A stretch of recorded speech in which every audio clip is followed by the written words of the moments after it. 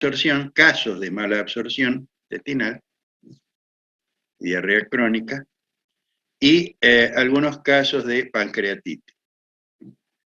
Vamos a compartir pantalla, a ver si el tema es cómo busco el video. Téngame un poquito de paciencia, voy a ver el video.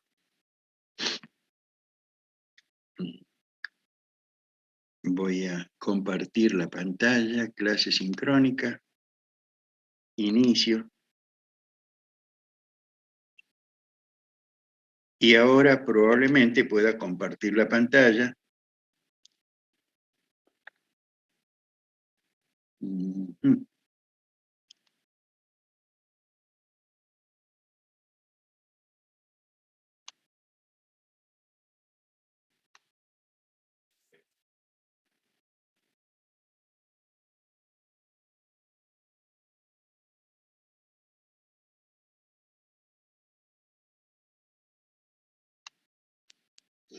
Bien. Están viendo una pantalla donde dice síndrome de mala absorción, ¿verdad? Bien. Entonces vamos a comenzar desde acá.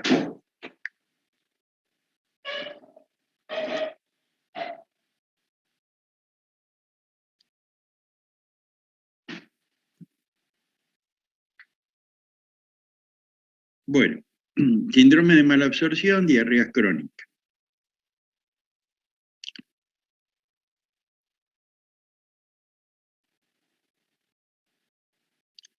Una paciente joven, delgada, con diarrea crónica, de estatura corta, es decir, bajita, que consulta por astenia y debilidad.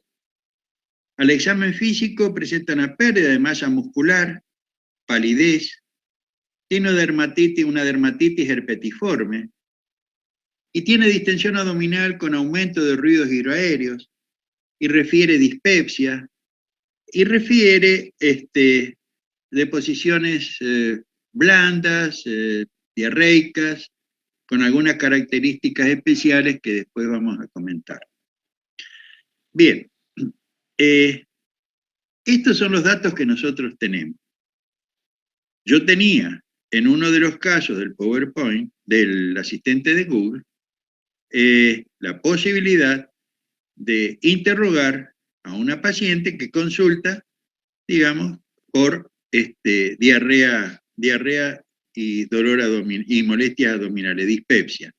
Y nosotros íbamos encontrando datos, en el interrogatorio, en el examen, le íbamos preguntando a la doctora Rosa las cosas que había encontrado, y en base a lo que íbamos armando, se armaba el caso. Bien, ahora como no puedo contar con eso, vamos a seguir nomás con esto de mostrar los casos clínicos de esta manera.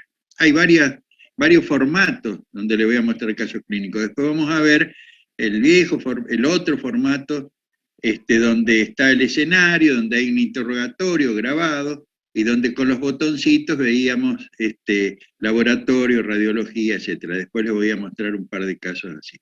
Bueno, vamos a escuchar un poquitito el tema. Conocida también como celiaquía, es una enfermedad sistémica que no solamente... Espere, no sé si se escucha esto, probablemente no se escuche, voy a compartir sonido, ¿sí? Coménteme si no se escucha. Potencialmente afectar a cualquier tejido del cuerpo de base inmunológica. ¿Se escucha?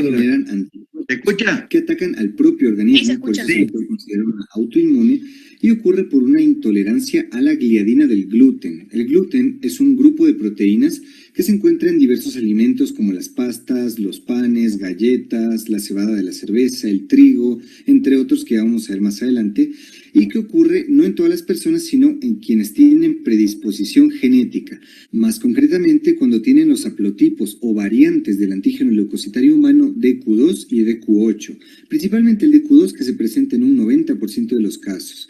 Entonces, el paciente ingiere el alimento con gluten, se divide, se separa, y el gluten como tal no ocupa más de 1 milímetro, aquí está si lo comparamos con una moneda, y la proteína inmunógena que pertenece al gluten, que es la gliadina, esta es la que genera la respuesta, celíaca es mucho más pequeña que eso, tiene 7.5 nanómetros. Aquí está si lo comparamos con el virus del SIDA, mucho más pequeña como puedes ver. Entonces, la enfermedad empieza en el intestino, porque es en el intestino donde el gluten o el alimento llegó a separarse a tal punto como para exponer a la gliadina. Aquí vamos a ver un poco más de la fisiopatología. Primero, la gliadina llega al epitelio intestinal, lo atraviesa por sí sola o ayudándose de factores que aumenten la permeabilidad intestinal, ingresa, es procesada por la transglutaminasa tisular, no nos olvidemos de esta enzima, y es convertida a gliadina deaminada. Esta es la que se identifica por las células presentadoras de antígeno que, recordemos, están alteradas, están con el antígeno leucocitario alterado. Entonces van a reconocer a esta gliadina como si fuera un antígeno, es decir, como si fuera un agente extraño que tienen que eliminar, como si fuera una bacteria, como si fuera un virus. Entonces, la célula presentadora de antígeno hace su función de ir a presentar el antígeno al linfocito T, mediante el TCR o receptor de célula T.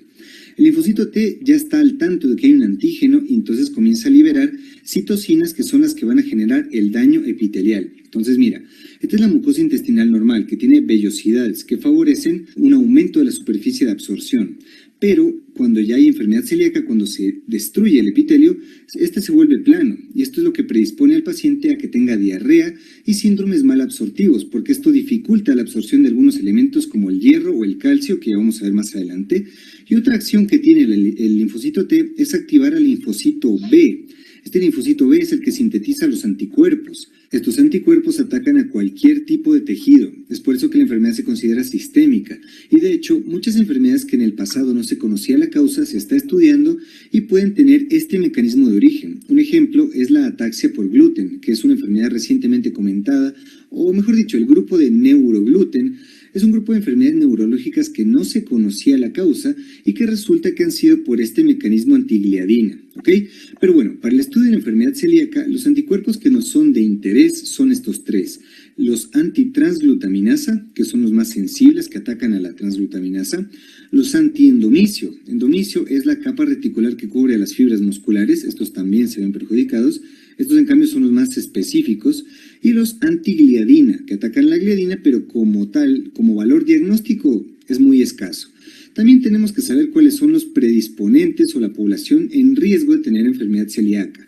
Tenemos a los familiares de primer grado, pacientes con síndrome de Down y aquellos que tienen enfermedades autoinmunes concomitantes, como la diabetes tipo 1, tiroiditis autoinmune, déficit de IgA, enfermedad hepática autoinmune, Addison y la dermatitis herpetiforme. Esta la voy a señalar porque esta es una enfermedad, al igual que la celíaca, exclusiva de sensibilidad a la gliadina. Esta tiene el mismo mecanismo pero en la piel. Aquí se forman lesiones eritematosas con vesículas agrupadas, por eso se llama herpetiforme, en superficies extensoras y también tienen el mismo tratamiento que la celíaca, así que por eso hago la mención. Para el diagnóstico de enfermedad celíaca es importante los tres componentes. Primero, que el paciente tenga antecedentes y los síntomas, que tenga los anticuerpos y que tenga la lesión intestinal. Y la lesión intestinal solamente la podremos constatar haciendo una biopsia. Esta biopsia se puede clasificar sus hallazgos mediante la clasificación de Marsh. Esta es una clasificación numérica que a mayor número es peor. Entonces tenemos que el Marsh 0 es una biopsia normal, donde vemos las vellosidades sin ninguna alteración. La 1 o infiltrativa es cuando se infiltran, como el nombre lo dice, linfocitos intraepiteliales que son los que generan la enfermedad. En la tipo 2 tenemos la hiperplásica, donde hay hiperplasia de las criptas, y finalmente en la 3 ya tenemos la atrofia vellositaria, es decir, aquí ya tenemos el aplanamiento de la mucosa, que según su gravedad se puede dividir en A, B y C. Estos serían los hallazgos en biopsia. Ahora, ¿cuáles son los síntomas que genera la enfermedad? Tenemos que saber que los síntomas aparecen en un pico comprendido entre los 6 meses a los 2 años. Este periodo es el periodo en el que los niños introducen el gluten a su dieta. Es por esta razón. Y aquí puede ocurrir una de dos cosas. O manifiesta la enfermedad como una enfermedad celíaca infantil o permanece asintomática. Es decir, es tan leve que no genera síntomas y se descubre más adelante en la edad adulta. Aquí sería una enfermedad celíaca de los adultos. Las dos se presentan de manera diferente, así que es importante mencionarlo. Y como dato epidemiológico, tenemos que saber que se presenta aproximadamente en el doble de mujeres que en hombres, pero afecta a ambos géneros. Como manifestaciones tenemos que estas son intestinales y extraintestinales. Como les dije, en intestinales lo más frecuente es que sean asintomáticos. Este 80% de pacientes son los que llegan a la edad adulta y aquí presentan los síntomas. Y dentro de los que sí tienen síntomas, lo más frecuente es el dolor abdominal con astenia, principalmente la astenia, van al médico por eso, con el dolor abdominal. La distensión abdominal, que esta es discreta en los adultos y muy llamativa en los niños. Este es un niño con enfermedad celíaca. La distensión, como ves, es algo que te tiene que llamar mucho la atención. Hay meteorismo, anorexia, diarrea, y esto que puse en subrayado son hallazgos de los niños. Los niños pueden presentar una enfermedad celíaca con estreñimiento, con irritabilidad, signos de desnutrición y retraso en la talla y peso. Esto es específico de los niños. Y las extraintestinales son más frecuentes de adolescentes y de adultos, y muchas de ellas son la consecuencia del síndrome malabsortivo. Por ejemplo, en nutricionales tenemos la más frecuente, la anemia ferropénica. Esta asociación es muy frecuente, enfermedad celíaca con anemia. También tenemos la osteopenia, que puede ser por déficit de calcio o déficit de vitamina D o mixta, y que esta puede llegar a osteoporosis e incluso a fracturas patológicas. Y tenemos también la diátesis hemorrágica, o sea, la predisposición a sangrar. Esto es por el déficit de absorción de vitamina K y esta es la más frecuente en niños, ¿de acuerdo? Después tenemos las de la piel, que se puede manifestar como dermatitis herpetiforme porque tienen el mismo mecanismo, y las aftas principalmente orales. En hígado genera daño que solamente se manifiesta como aumento de las transaminasas. Como sexuales tenemos retraso puberal o amenorrea en las mujeres, y como te dije previamente, o bueno, hace poco que se están estudiando las consecuencias neurológicas de la enfermedad, como la ataxia por gluten o la neuropatía periférica por gluten. Y bueno, ahora que sabemos todo esto, podemos pasar al diagnóstico. Este se realiza con los 3 pilares que ya mencionamos, que son los síntomas, los anticuerpos y la biopsia. Primero que todo, y vamos a hacer en este orden, ante la sospecha pedimos los anticuerpos antitransglutaminasa. Estos son los más sensibles. ¿Qué quiere decir esto de sensible para los que se durmieron en la clase de epidemiología?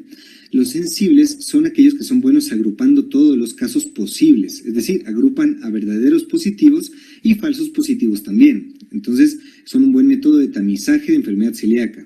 Pedimos estos anticuerpos y si salen positivos, los vamos a confirmar con una prueba específica, que hace todo lo contrario, o sea, es una prueba que ayuda a descartar. Confirmas con los antiendomicio, que son los más específicos, y si estos te salen negativos, descartas la enfermedad. Si salen positivos, pasas a la siguiente parte, que es hacer la biopsia. Recordemos, no podemos diagnosticar y es completamente obligatorio hacer la biopsia para confirmar la enfermedad celíaca. Sin embargo, según las últimas guías, hay una excepción en la cual no tenemos que hacer la biopsia, y es en los niños. No es necesaria siempre y cuando los antitransglutaminasas sean 10 veces el valor normal, y en su lugar ya no tendríamos que hacer la biopsia, sino confirmar con un estudio genético del HLA de Q2 principalmente, o también del DQ8, ¿de acuerdo? Entonces no, quédate con eso. La biopsia siempre la vas a hacer, excepto en este caso de aquí. Bien. Acá vemos la dermatitis herpetiforme. En un tránsito intestinal se observan estas alteraciones, digamos, radiológicas, bastante características. En la biopsia, bueno, ya vimos recién. Y en el laboratorio, las pruebas de antígenos, antigladina, antiindomicio y transglutaminasa. El tratamiento. En cuanto a tratamiento, seguramente... Bueno, perdón, acá también podemos hacer todos los estudios laboratorios, ¿no es cierto? Si la paciente presenta un síndrome anémico, el estudio, digamos, de la ferremia. No se olviden también, ante un paciente con dispepsia, dolor abdominal, anemia, en un paciente donde todavía no se sospecha que la anemia sea debida a una mala absorción, debemos pedir qué cosa en un paciente que tiene dolor abdominal y anemia, es decir, dolor de tipo ulceroso, con acidez gástrica, y anemia. ¿Qué debíamos pedir?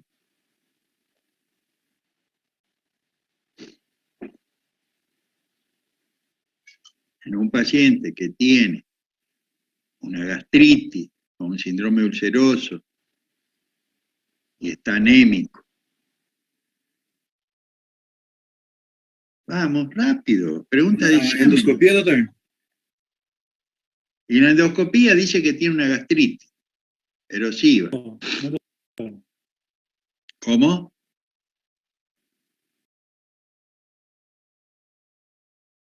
¿Qué le parece? Hematocrito le pido. Está anémico, ¿sí? Bien, las conjuntivas pálidas. Vitaminas también. Bueno, nosotros tenemos que estudiar la anemia. ¿Por qué está anémico? Un hemograma. También ustedes me pueden decir, bueno, pero todavía no vimos causa de anemia. Pero si yo tengo un paciente que tiene un síndrome ulceroso, le hago una endoscopía, tiene una gastritis erosiva, no tuvo hematemesis, no tuvo melena, pero está anémico. De rutina tengo que investigar sangre oculta en materia fecal. De rutina debo pedir sangre oculta en materia fecal. ¿Por qué? Porque una de las causas de anemia es la pérdida oculta de sangre en un paciente que tiene una gastritis erosiva. ¿Está? Bueno, no se olvide.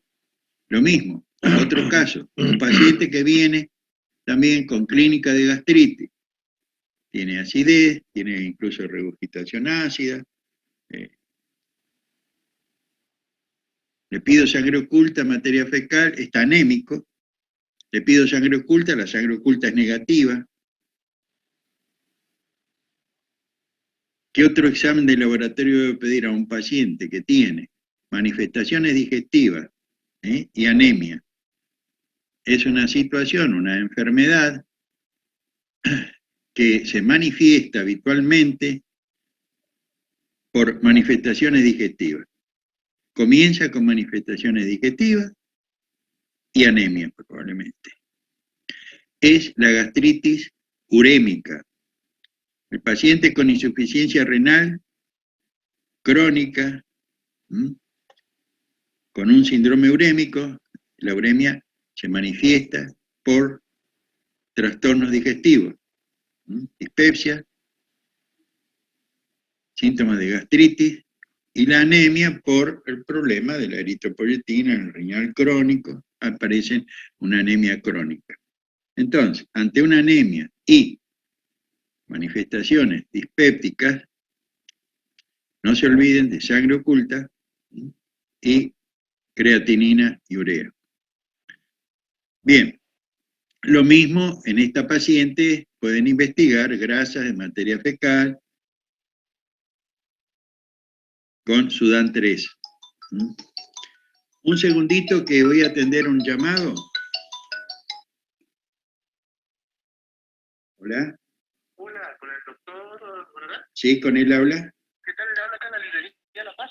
Sí. Tengo buenas noticias para usted. Bueno, y para mis alumnos también, porque estoy justamente en Zoom con ellos. Ah. ¿Cuente?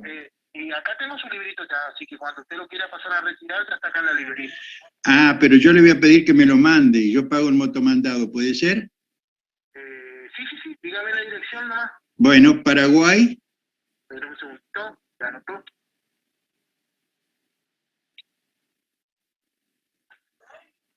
Avenida Paraguay. Paraguay, sí. 744. 744. Ah. Sí, yo estoy en Zoom. Yo estoy en Zoom hasta las 8, así que cuando me llegue el libro se lo muestro ya a mis alumnos de esta comisión. Van a ser privilegiados porque van a ver la tercera edición conmigo. También recibí algunos ejemplares para la revista. Bueno, bárbaro. Entonces, si me lo manda ahora, por favor, que golpee fuerte nomás el portón. Y bueno. El transporte de la librería, así que cualquier cosita te va a llamar, ¿sabes? Bueno, antes de las 8, ¿verdad? Sí, Listo, gracias, hasta luego. Bueno, el doctor Argente me manda, me manda la nueva edición del libro, vamos a ver qué tiene. Bien, vamos a ver el tratamiento entonces. Irnos contra el origen de la enfermedad. El pilar fundamental es el dietético, desaparecer el gluten de la dieta. Si es que lo logras, si el paciente lo logra, mejor dicho, los síntomas desaparecen en 2 semanas, los anticuerpos desaparecen en 6 meses y las vellosidades, o sea, la biopsia se hace normal en un periodo aproximadamente de 2 años. Para lograr este tratamiento dietético tenemos que separar los alimentos en 3 grupos. Primero tenemos los alimentos que definitivamente no tienen gluten. Estos son las proteínas de origen animal como carne, pollo, pescados, huevos, también las frutas, verduras y legumbres, también lentejas, garbanzos. Estos no contienen gluten y como tal, la dieta del celíaco fácilmente podría ser la dieta de alguien que quiere bajar de peso. Como ves, es bastante saludable. Después tenemos los que definitivamente contienen gluten. Aquí están las pastas, panes, galletas, es decir, todas las harinas.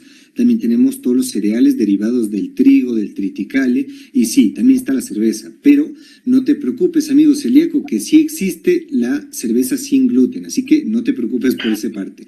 Y finalmente tenemos un grupo que es los que pueden tener gluten. Esto es un poco conflictivo, porque son alimentos que no contienen gluten, pero que por su procesamiento, envase o transporte se les pudo pegar un poco de gluten y tienen ese pequeño riesgo.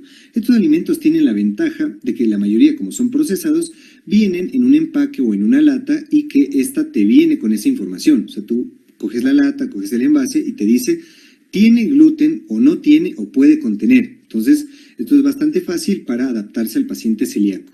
Pero bueno, pese a toda la información de la que se dispone, la enfermedad celíaca sigue siendo de difícil manejo, ya que muchos pacientes no tienen el correcto apego al tratamiento o no saben que están consumiendo gluten, o sí lo saben pero son unos mentirosos. Así que para evitar esto, puedes hacer una monitorización con antitransglutaminasa, ya que si el paciente hace la dieta sin gluten, estos anticuerpos pasan a valores normales, y si no lo hacen, pues persisten elevados y ya sabes que te está diciendo mentiras o que no está llevando bien la dieta, no sabe qué alimentos tienen y qué no.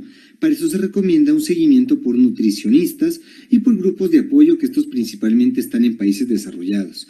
También se recomienda al momento del diagnóstico corregir todos los déficits específicos nutricionales, por ejemplo, si tiene anemia, darle hierro, si tiene osteopenia, darle el calcio, citrato 1500 al día, vitamina D 400 unidades al día, así para corregir y que el paciente tenga un manejo mucho más integral. Y finalmente tenemos las complicaciones que, si bien no son frecuentes, son bastante graves, así que tienen que ser sospechadas y diagnosticadas lo más pronto posible, y son la enfermedad celíaca refractaria, que presenta daño histológico crónico que no cede al cambio de la dieta, es decir, el paciente ya tiene una dieta correcta y pese a ello el daño inmunológico persiste. Este tipo de pacientes tienen que manejarse más o menos muy parecido a una enfermedad inflamatoria intestinal, o sea, con corticoides y azatioprina.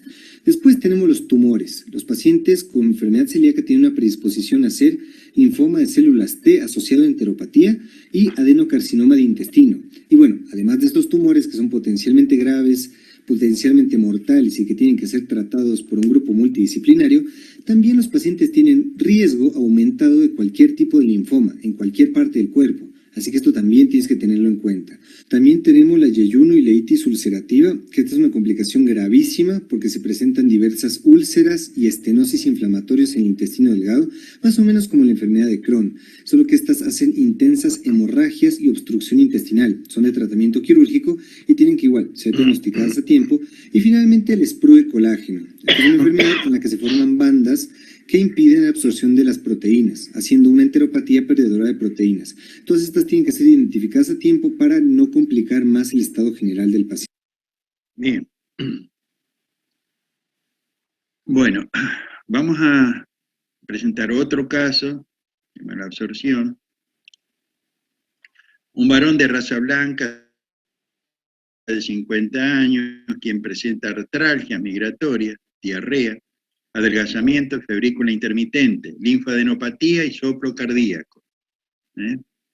Esto no es muy frecuente, pero como está en el programa, por ahí hay que conocer esta entidad, que es la enfermedad de Whipple. Vamos a revisar este caso clínico de la revista JAMA, en el cual se presentó un paciente con fiebre, diarrea, pérdida de peso y poliartritis inflamatoria, en el cual se puede observar esto a nivel de la mucosa gástrica, y este es el resultado de las pruebas histológicas. Dentro de la presentación del caso clínico es un hombre de 61 años de edad con diagnóstico de artritis reumatoide seronegativa y presenta dolor de manos y cadera. Desde aquí, este es un punto importante, ya que el paciente tiene artritis reumatoide seronegativa y tiene dolor en manos y caderas. 2 años atrás fue tratado con múltiples esquemas, desde prednisona, metotrexate, anti-TNFs y anakinra. Actualmente presenta mejoría intermitente, pero con persistencia de marcadores de inflamación elevados. Desde aquí tenemos que sospechar que algo está pasando, ya que el paciente ha recibido múltiples esquemas de inmunosupresores y sigue teniendo marcadores de inflamación altos, por lo cual habría que comenzar a pensar por qué este paciente no está respondiendo al tratamiento establecido. Continuaba con poliartralgias, las cuales eran simétricas, de articulaciones pequeñas y grandes, y progresó con fiebre intermitente y posteriormente con pérdida de peso no cuantificada. Dentro de la exploración física presentaba sinovitis bilateral de articulación metacarpofalángica, y en la exploración pulmonar, cardiovascular y neurológica se encontraba el paciente sin ninguna alteración. A nivel de gabinete, el paciente tenía una anemia normocítica y elevación de la PCR. Aquí está el parámetro que nos muestran en el artículo, y los resultados de la endoscopía con biopsias gástricas y aspirado de médula ósea se encontraba sin alteraciones. A nivel de ecocardiograma, angioresonancia de carótidas y biopsia de tejido subcutáneo abdominal tampoco tenía ninguna alteración. La evolución del paciente fue la siguiente. Se le inició tocilizumab al encontrarse con marcadores de inflamación altos y sospecharse que no tenía un buen control de su enfermedad de base, que era la artritis reumatoide seronegativa. Después de algunos meses desarrolló dolor abdominal, esteatorrea, enteropatía perdedora de proteínas y edema en extremidades inferiores, la cual era simétrica. A partir de aquí tenemos que sospechar alguna otra entidad diagnóstica, ya que la artritis reumatoide muy rara vez va a asociarse a esto: dolor abdominal, esteatorrea y una enteropatía perdedora de proteínas. Entonces ya entraría otro diagnóstico para el protocolo de estudio, la cual es la esteatorrea y la enteropatía perdedora de proteínas. Si ustedes se imaginan alguna enfermedad que pueda provocar esto, ténganla en mente, ya que, como les digo, puede ser la correcta.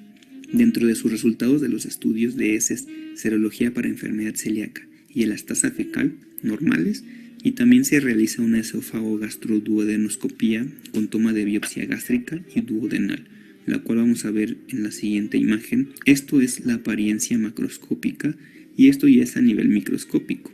La B es una hematoxilina y eosina y la C es una tinción de ácido periódico de Schiff. Vean cómo se ven algunas inclusiones y algunos macrófagos, y a nivel macroscópico cómo se ven algunos nódulos, sobre todo blanquecinos. Entonces, a partir de aquí, ¿cuál sería la mejor opción de estos? A. Iniciar terapia antimicrobiana.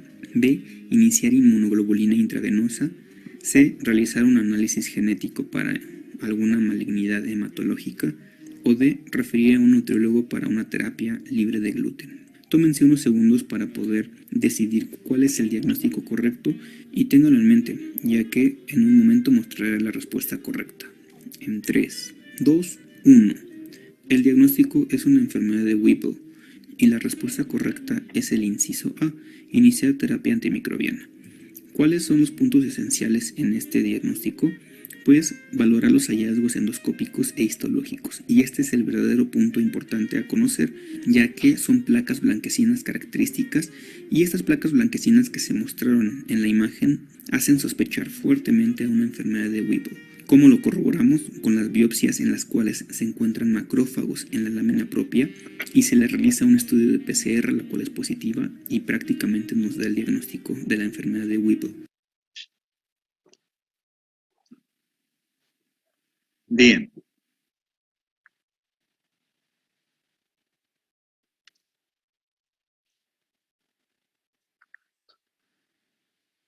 Entonces, tiene adenopatía. Acá no sé qué me está... tiene fiebre. Se esculta un soplo. y la biopsia muestra, digamos, lo que acabamos de ver en el caso. El soplo es porque algunas veces la enfermedad produce lesión valvular.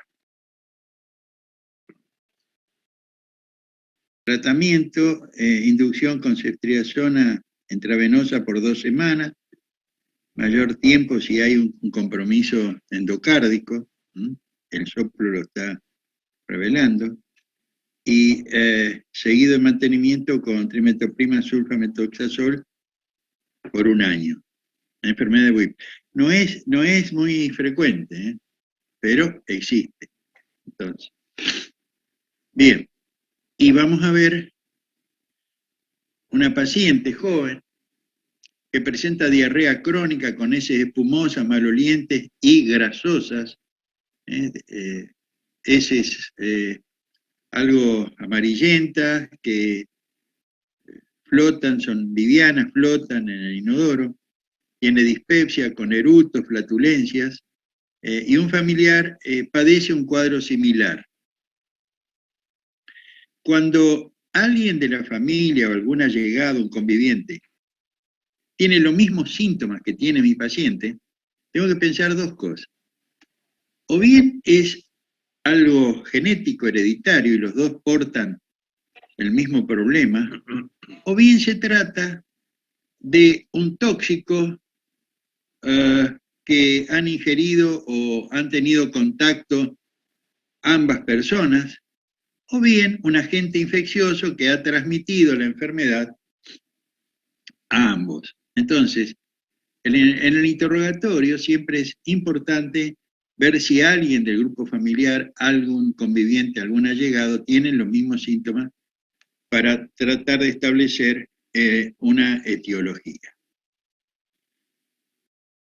En este caso, en el interrogatorio, esta muchacha, en el interrogatorio del asistente de Google, estaba este caso también, y en el interrogatorio relata un viaje de mochilera, han estado por Bolivia, por Perú, han estado en mochilera, han tomado agua, digamos, probablemente contaminada, y es una situación que se produce más en niños que en adultos, pero en adultos también se puede ver esta parasitosis, como vamos a mostrar acá en este videito.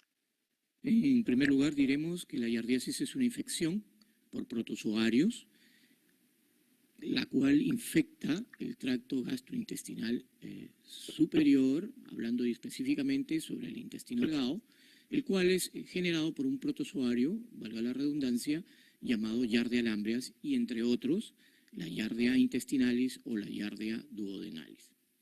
Este parásito existe de una manera ubicua en todo el mundo y abunda generalmente en aquellas regiones en las cuales existe una sanidad en lo que es salud pública precaria. Y uno de ellos somos nosotros, los países del tercer mundo. Hablando de la epidemiología, la yardiasis es la protozoosis humana que se diagnostica con mayor frecuencia en todo el mundo. Sin embargo, existe una mayor prevalencia e incidencia en los países del tercero. Entonces, estamos hablando de América del Sur, estamos hablando de Asia y estamos hablando básicamente también del continente africano. Tiene una distribución muy amplia, con una mayor prevalencia en niños y en aquellos lugares tropicales, de climas cálidos. Esta puede ir desde el 2 a un 5% en países desarrollados hasta un 20-30% en aquellos países en los cuales está en vía de desarrollo. En Estados Unidos se calcula que alrededor de 100.000 a 2.5 millones de infecciones se dan por cada año. Y de estas, 5.000 llegan a ser hospitalizados, estos pacientes que sufren esta entidad. El ciclo vital de la Giardia lambrea consta de un estadio de trofozoito y otro de quiste. Básicamente, la vía de transmisión más importante es la vía fecal-oral, es decir, todo lo que ingresa por vía oral. Este es específicamente, sobre todo en los niños, en los cuales los podemos encontrar en aquellos lugares como los guaguas y guarderías, entre otros. Evidentemente, como hay contacto fecal-oral, la contaminación también está establecida por el consumo de agua, en los cuales los quistes de la Giardia se van a encontrar allí y estos son los altamente infecciosos. La infección puede ser consecuencia de un inóculo, una cantidad que ingresa a través del tracto digestivo en presencia de 10 hasta 25 quistes. Como podemos observar en esta lámina, el ciclo vital de la giardiasis está ingresado básicamente por la boca, los cuales ingresa al tracto gastrointestinal, pasando pues evidentemente las barreras fisiológicas de defensa de nuestro organismo, pasando inclusive el ácido clorhídrico del estómago, llegando así a la línea intestinal, en la cual ésta se encuentra relativamente abundante debido a que la proliferación de este protozoario se da en esta zona. No nos olvidemos que aquí tenemos que este protozoario tiene una fisión binaria, por la cual le permite la reproducción y nos permite pues la reproducción de la misma y el incremento de sus número de parásitos a nivel del tracto intestinal y estos que puedan ser derivados hacia el colon y por lo tanto ser eliminados. Y ahí empezamos el nuevo círculo vicioso en el cual este sale al exterior, puede contaminar los alimentos así como el agua y este nuevamente es consumido por la persona. Las manifestaciones clínicas en las cuales está asociada esta entidad clínica, tenemos de preferencia la diarrea, existe malestar general, existe flatulencia, podemos encontrar en estadios más avanzados deposiciones grasientas, malolientes, existe dolor abdominal difuso, tipo cólico, existe la presencia de meteorismo, náuseas, vómitos, puede llegar a presentar adelgazamiento, estreñimiento, algunas reacciones de tipo alérgica y finalmente en algunos casos también algunos cuadros de temperatura, es decir, fiebre, pero no es una fiebre muy marcada, es una fiebre leve, por decirlo así. El diagnóstico, la giardiasis se diagnostica de manera tradicional examinando las heces en busca justamente de estos elementos como son los quistes o los troposolitos. No nos olvidemos que este examen es a través de un coproparasitológico seriado, la cual se manifiesta a través de 3 muestras. Sin embargo, podemos tener un poco de dificultad en encontrar este tipo de parásito. Sin embargo, existe a la vez algunos estudios un poco más costosos, serológicos incluso, los cuales se realizan a través de inmunoanálisis. Este inmunoanálisis enzimático, que es el famoso ELISA, lo podemos encontrar con una sensibilidad del 94 al 97% y una especificidad del 100%. Una alternativa es frente a que inicialmente no podemos encontrar a través del coproparasitológico seriado, podemos dar la otra alternativa si es que la sospecha clínica es elevada en relación a esta patología, solicitar este inmunoanálisis. Debemos tener en cuenta también que la valoración está en relación también a los costos y beneficios que nos pueden dar este tipo de examen. La segunda prueba es la presencia o la determinación de anticuerpos por inmunofluorescencia, los cuales pueden ser directa, en la cuales podemos detectar los quistes y estas tienen una sensibilidad y una especificidad cercana al 100%. Quiere decir que estas 2 pruebas son las pruebas de mayor validez para poder detectar este protozoario. Sin embargo, en algunas oportunidades se requiere de la búsqueda de este microorganismo de manera directa, la cual la podemos detectar a través de un estudio endoscópico, la cual nos va a permitir a la vez valorar el duodeno, en la cual podemos nosotros aspirar secreción duodenal, hacer un estudio citológico por cepillado mediante la endoscopía y finalmente con la toma de muestras por intermedio de la biopsia duodenal, básicamente a nivel de la segunda, tercera porción del duodeno. Finalmente, tenemos que tener en consideración el manejo de este tipo de pacientes, en los cuales, pues, evidentemente, las medidas higiénico-dietéticas son importantes. Sin embargo, necesitamos de un tratamiento antibiótico para poder excluir este tipo de parásitos. El metronidazol es uno de los medicamentos utilizados, en los cuales tenemos que tener en cuenta la dosis de 250 miligramos cada 8 horas por un lapso de 5 a 7 días. La tasa de curación es mayor del 90% con este tipo de tratamiento y sin embargo es un medicamento de elección en los Estados Unidos. Otra de las alternativas que tenemos es el tinidazol, el cual se proporciona a nivel de dosis única en 2 gramos. Es el tratamiento de elección porque es tan eficaz o más que el mencionado previamente u otros fármacos asociados que vamos a comentar, el cual tiene una eficacia del 90 hasta el 98%. Otra alternativa frente a este tipo de midazoles tenemos la furosolidona, la cual la podemos proporcionar en dosis de 100 miligramos cada 6 horas por un lapso de 7 a 10 días. No nos olvidemos que tanto el metronidazol como el tinidazol podemos encontrar algunas reacciones adversas también asociadas al tracto gastrointestinal. Sin embargo, es importante recalcar el efecto disulfirán que podemos presentar. Por lo tanto, al paciente tenemos que explicarle que mediante el tratamiento de estos fármacos no debe de consumir ningún medicamento o sustancia que pueda contener alcohol, ¿no? Lo cual puede permitir la presencia del efecto disulfirán, que es la presencia de náuseas, vómitos, ¿no? Sensación de muerte, ¿no? Cefalea, incluso puede llegar a la toxicidad sistémica. Sin embargo, es importante, como dije inicialmente, las medidas dietéticas, medidas higiénico-dietéticas, con el objetivo de la prevención de este tipo de enfermedad parasitaria. La enfermedad se puede prevenir ingiriendo alimentos y agua no contaminados mediante la cocción, es decir, indudablemente un agua hervida, alimentos bien cocidos nos van a permitir excluir este tipo de parásito. Sin embargo, el filtrado no ha demostrado ser totalmente, el filtrado del agua no es totalmente descontaminada en presencia de este parásito. Por eso que hay que tener mucho cuidado y la medida de prevención es la cocción, ¿sí? 2, consumir agua hervida y la higiene, fundamentalmente la lavada. Si ustedes me permiten un segundito, están golpeando, así que debe ser el libro. Un minuto.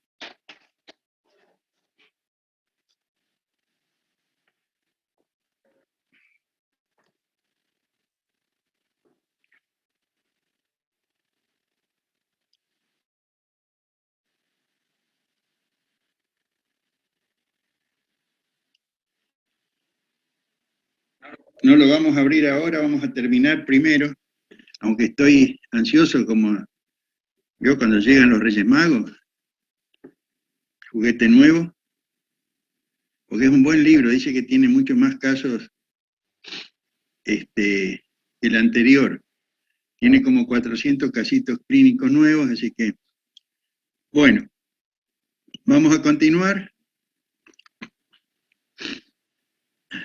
Heces que flotan, a veces diarrea con esta característica grasosa, la determinación con el Sudán 3 para grasas. Acá vemos un quiste de Giardia y acá se ve la forma ya de trofoito. Acá está el parásito y acá está el quiste. En este video se observa con una muestra en fresco de materia fecal.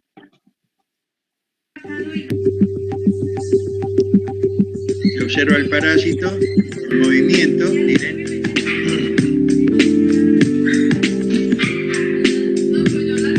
Ahí está la Giardia.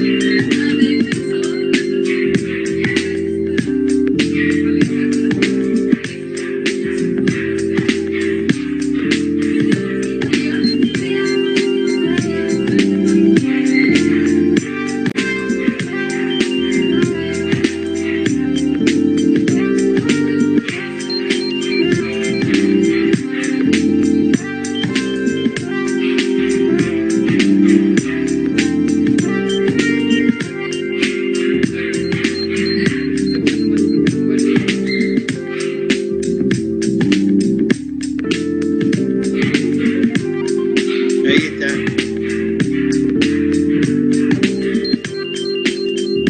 Ahí se ve perfecto, ¿eh? Bien.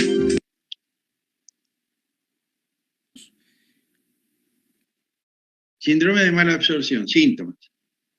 Esto va para todas las patologías que pueden causar mala absorción.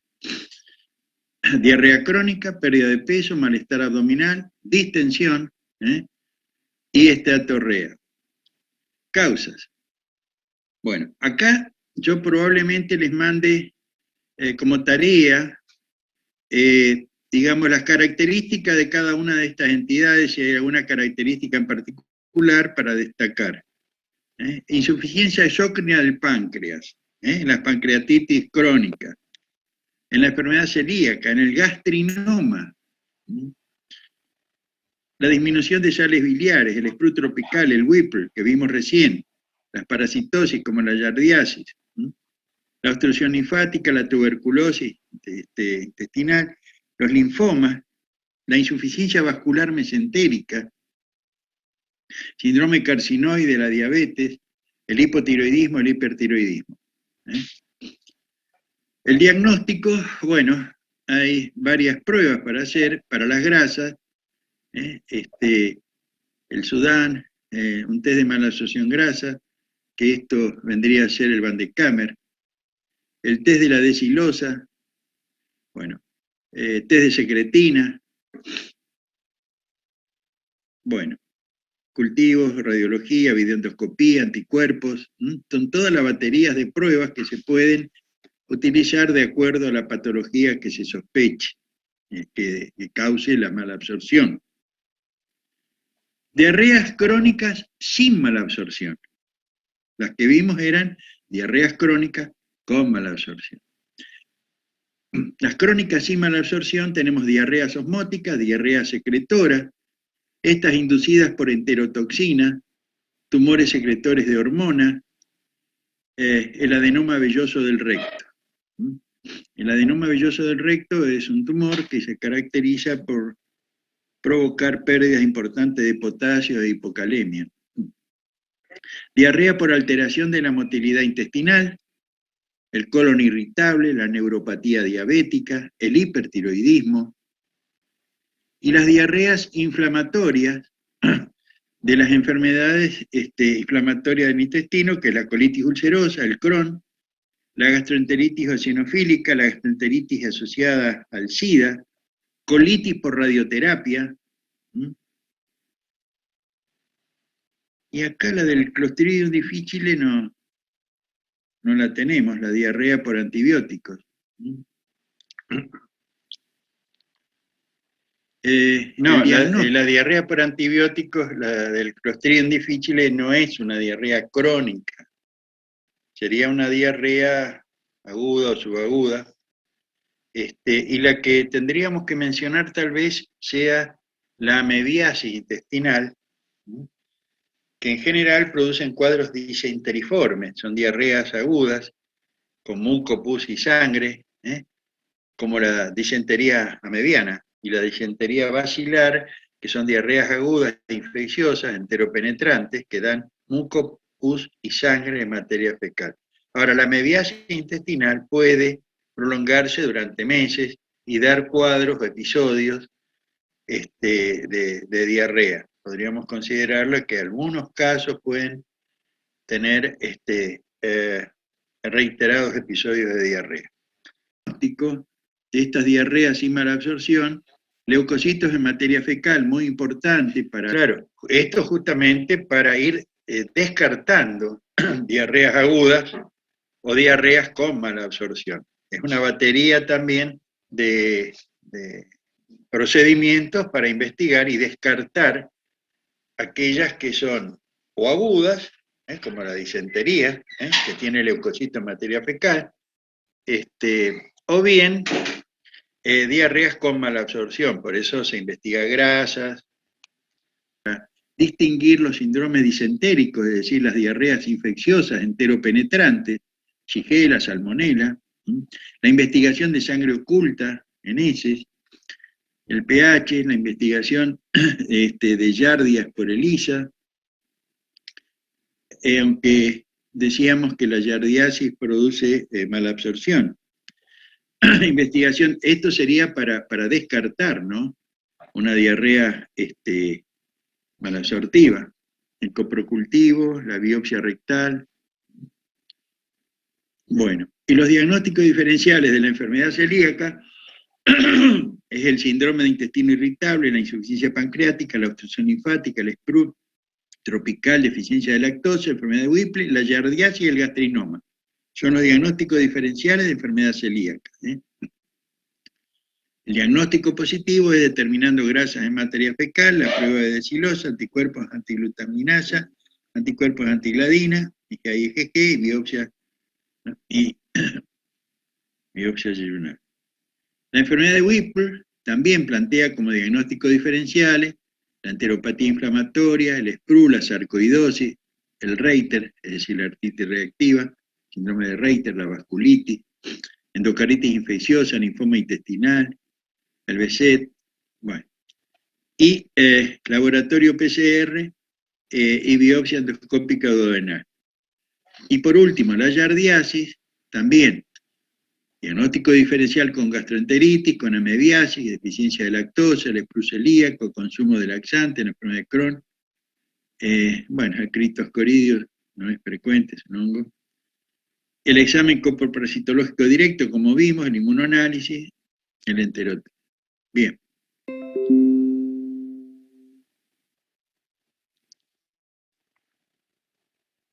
Dejamos de compartir y vamos a ver ahora el otro tema.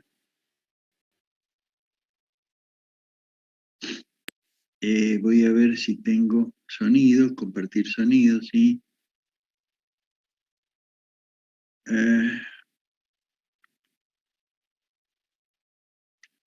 Pancreatitis. Bueno, paciente femenino de 38 años con antecedente de cólico biliar, quien luego de una comida copiosa refiere vómitos seguido de dolor epigástrico, repentino. Generalmente los vómitos preceden al dolor. Irradiado a dorso, es un dolor agudo, se irradia a dorso, el abdomen está distendido, no tiene rigidez ni defensa, pero los ruidos hidroaéreos están disminuidos. Esto es bastante típico de la pancreatitis. El dolor epigástrico irradiado en cinturón, precedido de vómitos y antecedentes o biliares, es decir, de cólicos biliares, paciente que tiene una litiasis vesicular, que migra por el colédoco, o bien antecedentes alcohólicos. Hay otras causas de aparición espontánea en la hipertrigliceridemia, que puede aparecer una pancreatitis aguda, y después otros casos menos frecuentes, o bien producidos por un agente externo, como son los traumatismos de abdomen, con el volante en la región epigástrica, pancreatitis traumática. Y después las pancreatitis virales, la pancreatitis urleana, complicación de la parotiditis, son las principales causas. Vamos a ver un poco la fisiopatología, a ver, y algo sobre la pancreatitis aguda. Pancreatitis aguda. La pancreatitis aguda es la inflamación repentina del páncreas. Puede ser muy dolorosa y por lo general implica una estancia en el hospital. Alrededor del 5% de los casos son potencialmente mortales, por lo general cuando hay otros órganos comprometidos. El páncreas es un órgano del aparato digestivo que tiene dos funciones importantes. Produce enzimas para descomponer los alimentos en el aparato digestivo y también hormonas que regulan el azúcar en la sangre. En la pancreatitis aguda, las enzimas que descomponen los alimentos se activan antes de salir del páncreas. Estas enzimas son tan poderosas que comienzan a atacar y digerir el tejido pancreático. Este proceso se llama autodigestión. Las causas más comunes de la pancreatitis aguda son los cálculos biliares y el consumo excesivo de alcohol. Otras causas menos comunes son el traumatismo abdominal, los medicamentos, las infecciones, los tumores y las variantes genéticas o anatómicas. Los triglicéridos elevados o los altos niveles de calcio en la sangre también están vinculados a la pancreatitis aguda. En algunos casos, muy poco frecuentes, la causa nunca se descubre. Los ataques de pancreatitis aguda son generalmente repentinos y se caracterizan por dolor intenso en el centro de la parte superior del abdomen, entre el ombligo y el pecho. El dolor se irradia hacia la espalda. A veces el dolor puede presentarse en el lado izquierdo o derecho o incluso más abajo en el vientre. La mayoría de las personas también presentan náuseas y vómitos y en algunos casos fiebre. Se puede diagnosticar pancreatitis aguda a través de análisis de sangre para determinar los niveles de enzimas pancreáticas. Las enzimas pancreáticas que generalmente se encuentran elevadas cuando los pacientes tienen pancreatitis aguda se llaman amilasa y lipasa. El diagnóstico generalmente se confirma mediante una tomografía computarizada. De vez en cuando puede utilizarse una resonancia magnética o una ecografía.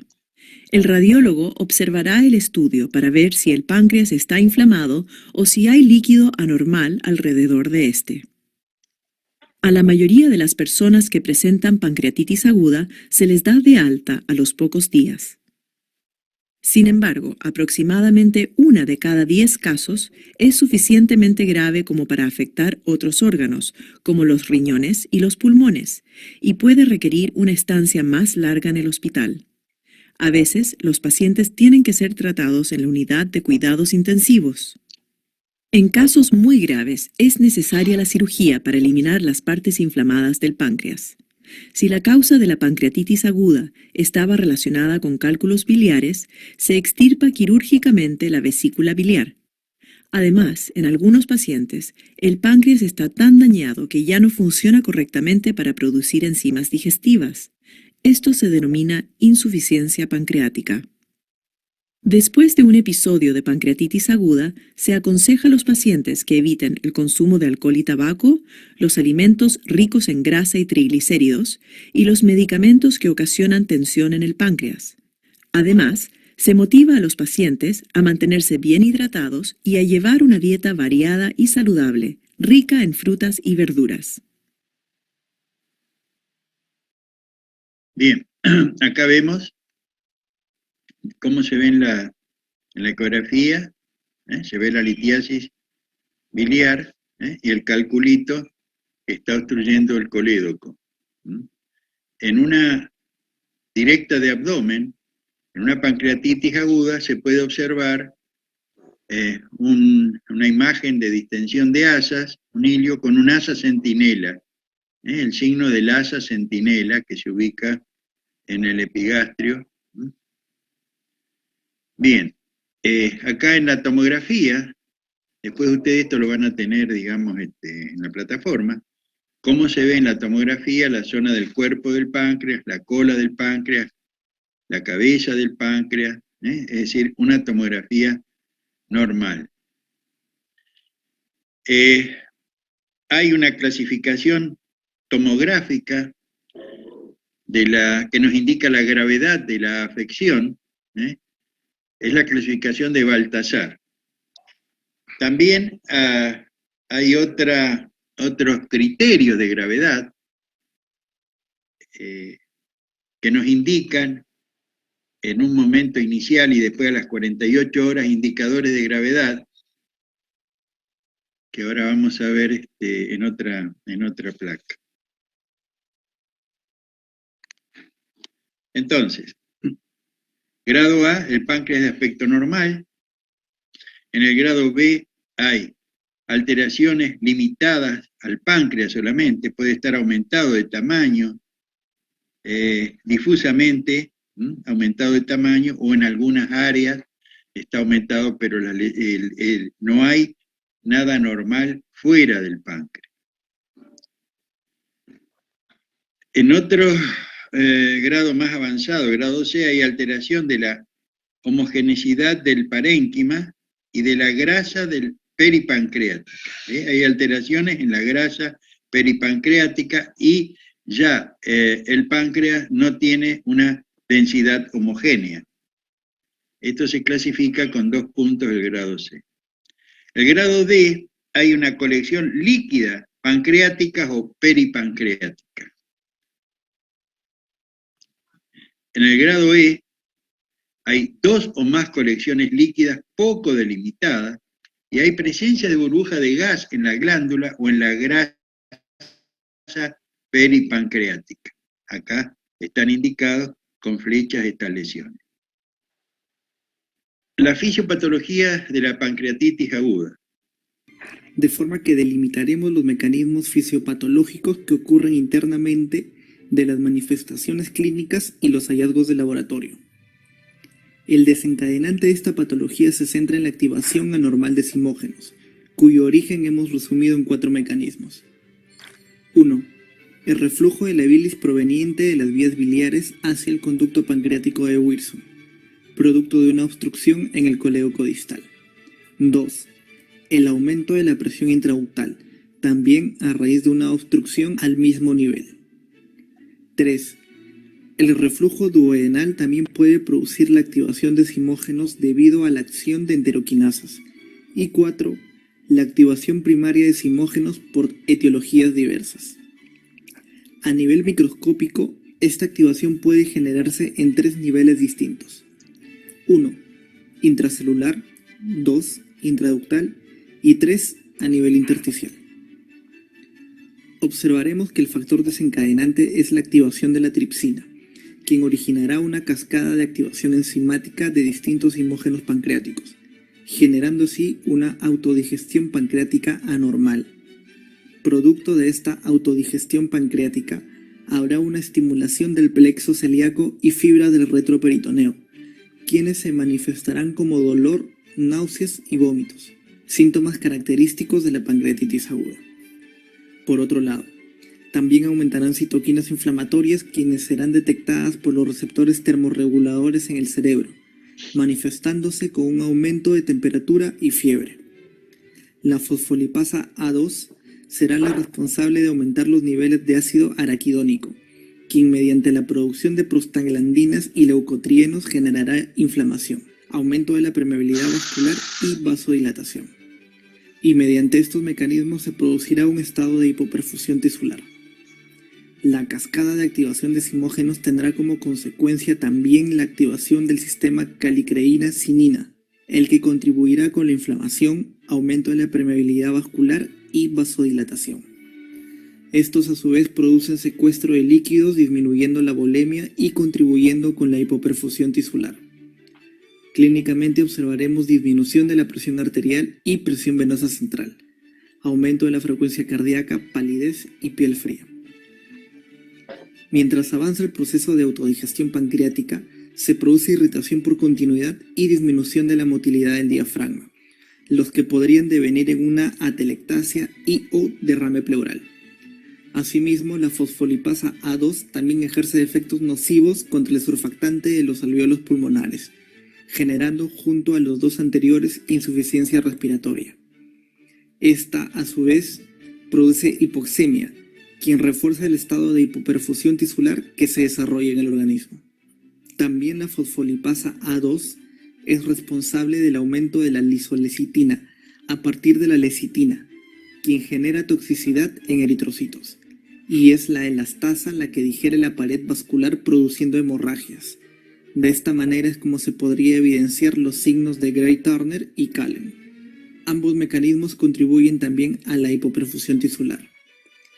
Dentro de las múltiples consecuencias que tiene la hipoperfusión tisular, a nivel renal genera una disminución del filtrado glomerular, observando así oliguria como manifestación clínica y elevación de SOADos en los exámenes de laboratorio. Además, genera un estado de acidosis metabólica. Regresando al proceso de autodigestión pancreática desencadenada por simógenos, obtenemos también la activación de los factores de coagulación y el complemento, cuyos efectos en el páncreas serán isquemia y necrosis de islotes. Es así como en los exámenes de laboratorio encontraremos niveles reducidos de factores de coagulación. La necrosis de islotes produce una caída de los niveles séricos de insulina. Esto genera un aumento de la glicemia, cuya evidencia de laboratorio es la glucosuria y la hiperglicemia. Del mismo modo, se produce un aumento de la circulación de cetoácidos, contribuyendo con la acidosis metabólica en el organismo, la cual clínicamente podría manifestarse con la respiración de Kussmaul. Mientras que en los exámenes de laboratorio observaremos disminución del pH y aumento del ácido láctico. También se producirá un aumento en los niveles de enzimas pancreáticas, amilasa y lipasa, con su correspondiente identificación en las pruebas de laboratorio. Además, la lipasa circulante produce necrosis grasa, aumentando la cantidad de ácidos grasos libres, quienes se unen al calcio y el magnesio para formar jabones, evidenciando aumento de triglicéridos séricos, hipocalcemia e hipomagnesemia. La hipocalcemia genera irritabilidad neuromuscular, la cual puede evidenciarse clínicamente con hiperreflexia o los signos de Chebostek y o Trousseau. Por último, observaremos un aumento en la pérdida de potasio, la cual nos producirá hipocalemia y reflejándose clínicamente con ilio y distensión abdominal.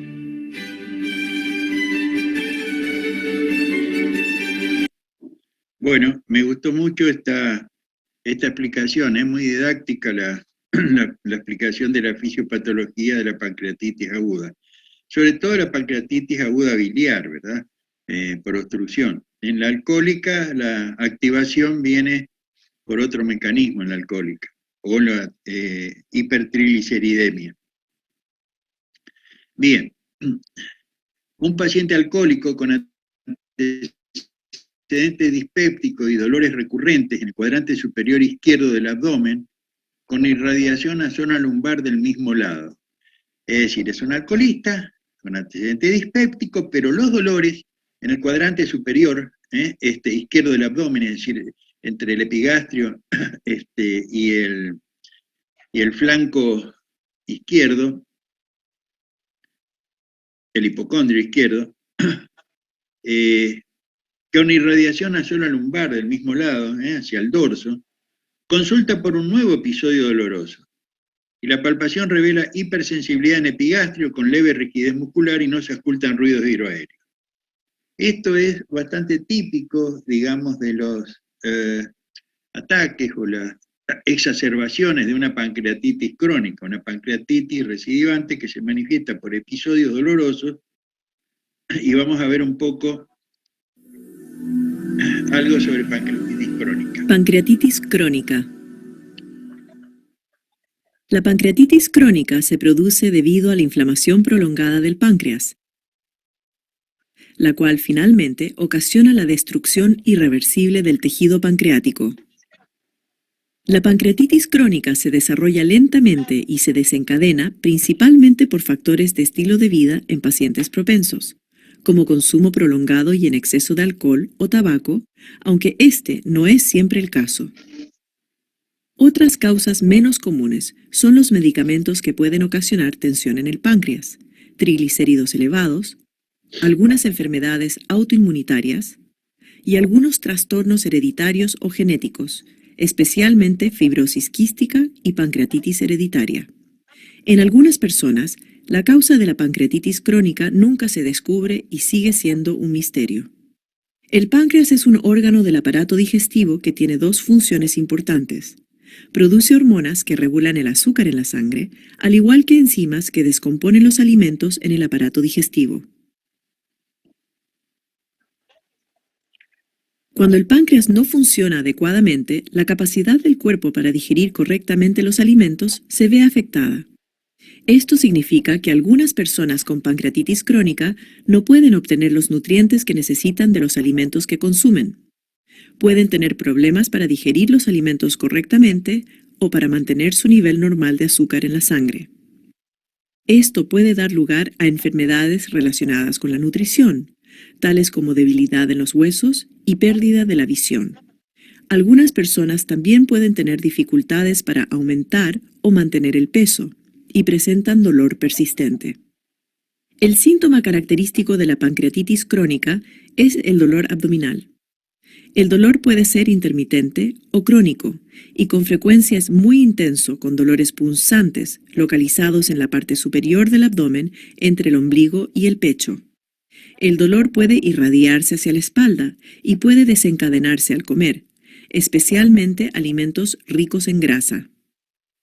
A medida que la enfermedad evoluciona, el dolor puede ser más intenso y debilitante, y con frecuencia se vuelve constante. En algunos casos, puede ser necesaria la cirugía o el tratamiento endoscópico.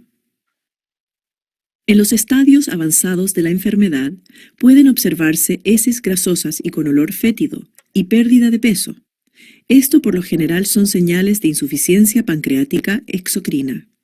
Igualmente, dependiendo de la gravedad y extensión del daño pancreático, algunas personas desarrollan diabetes.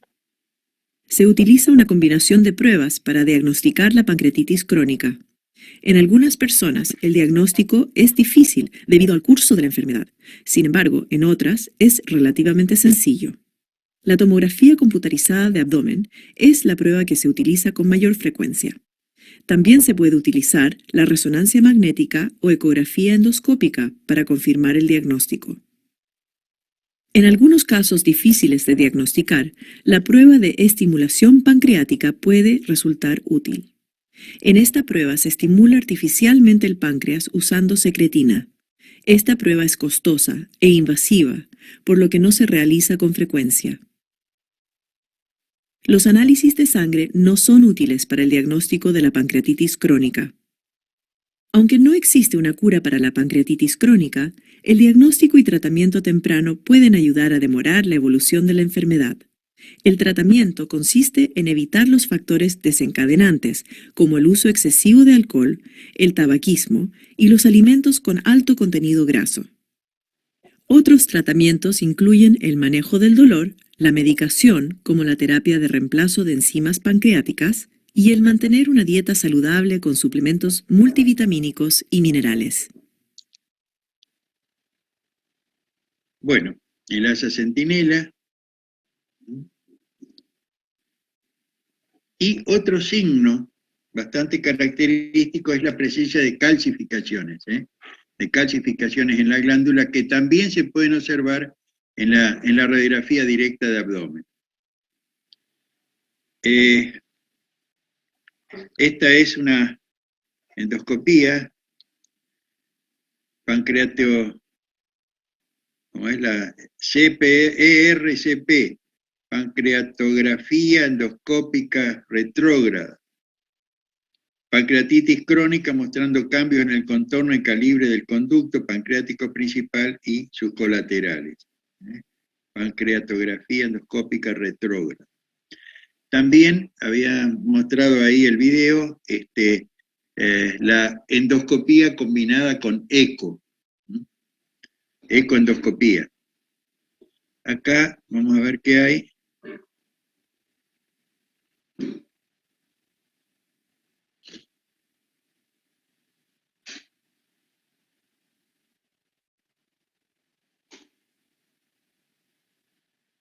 Acá está el procedimiento.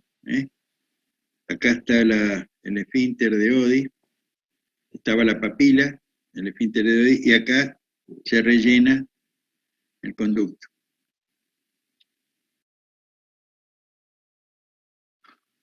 Acá está la papila. Acá es donde desemboca el colédoco y el Wilson.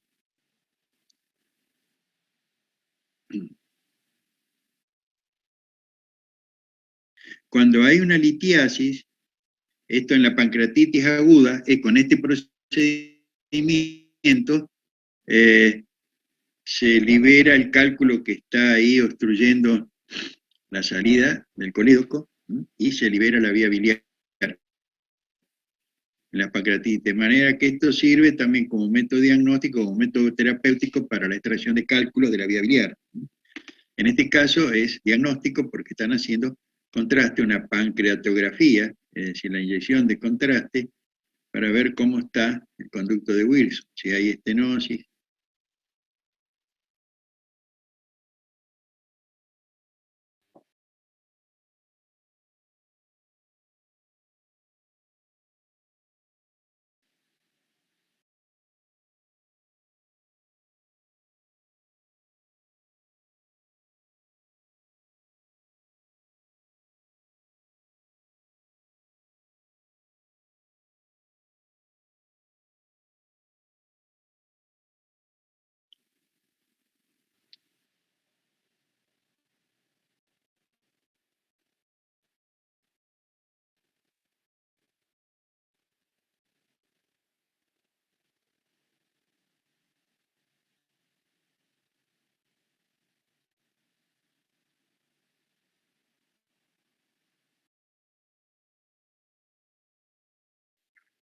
Bueno.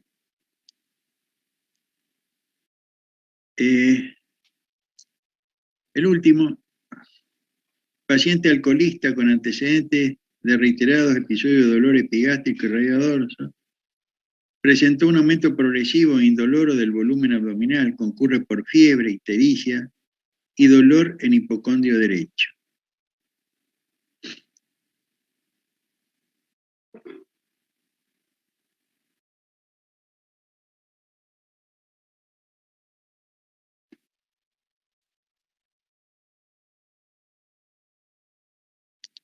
Acá muestra cómo fluye la bilis y líquido pancreático al intestino y cómo un cálculo de la vesícula atraviesa el colédoco y se impacta y no ocluye la papila, de manera que se produce el estancamiento de la bilis, ictericia, da lugar a un síndrome coledociano y puede dar lugar también a una pancreatitis. Y esto hay que remover con endoscopía, poner un stent o a veces hacer cirugía. Después vamos a ver cómo en esta obstrucción que puede causar pancreatitis por un lado y puede causar una colangitis cuando se infecta la bilis acá en el conducto, en el colédoco obstruido, puede provocar una colangitis, es decir, fiebre, dolor, ictericia y a veces shock séptico.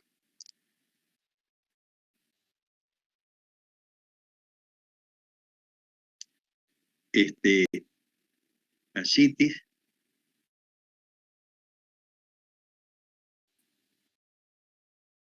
Bueno, pancreatitis aguda, diagnóstico diferenciales. Con la colecistitis aguda, con la colangitis, con la úlcera duodenal penetrante, con el pseudoquiste de páncreas, la isquemia intestinal, el vólvulo de asa delgada, aneurisma de aorta abdominal, el cólico renal y la perforación de víscera hueca. Estos son los diagnósticos diferenciales que ustedes deben recordar. Las complicaciones de la pancreatitis aguda es una insuficiencia renal aguda por necrosis tubular, un distrés respiratorio, una necrosis del páncreas, un absceso pancreático, un pseudoquiste o una pancreatitis crónica. En la pancreatitis crónica los diagnósticos diferenciales son con colelitiasis, diabetes, mala absorción, úlcera duodenal, cáncer de páncreas y pancreatitis aguda recurrente. Una obstrucción del colédoco, hay que investigar una obstrucción duodenal, un pseudoquiste pancreático, fístula, trombosis de la vena esplénica como complicación. Bueno, estos son los criterios de Ranson para las pancreatitis agudas, criterios de gravedad. Se evalúa la edad, los leucocitos, la glucemia, la láctico hidrogenasa y la TGO. Y a las 48 horas, digamos, si hay descenso del hematocrito, si aumenta la urea, el calcio, la PO2, déficit de base. Y los criterios tomográficos de Baltasar es lo que habíamos mostrado en la tomografía. Esto, severidad, de acuerdo a Baltasar. Bien, vamos a dejar de compartir y vamos a mostrar dos casitos más, pero con otro formato. Pancreatitis aguda necrohemorrágica.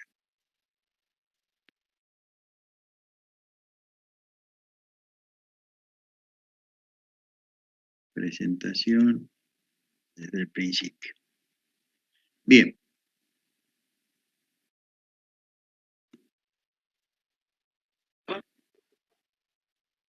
¿Familiares de Pérez Juan? Sí, acá. Soy el médico de guardia que lo está atendiendo a Juan y quiero saber qué grado de parentesco tenés con él. Me llamo Cintia y soy la hija de Juan. Bien, contame qué le está pasando. Bueno, él está con mucho dolor abdominal y vomitaba sin parar. ¿Y en qué parte del abdomen le duele? Y más o menos acá, en la parte del estómago. ¿Y qué comió él antes que aparezca el dolor? Estábamos en una reunión familiar donde se comió asado y él tomó vino. Además del vómito y del dolor, ¿hay algún otro síntoma acompañante? Además de los vómitos que tuvo, después empezó a agitarse, sudar y ahora lo veo muy pálido. ¿Alguna vez tuvo algún episodio similar? Él siempre se queja de molestias después de comer o un dolor, pero más del lado derecho. ¿Él consume alcohol frecuentemente? Sí, la verdad que todos los días. Bien, vamos a examinarlo. Bien, entonces. este enfermo está evidentemente en terapia, tiene una sonda nasogástrica y algunos electrodos para monitoreo.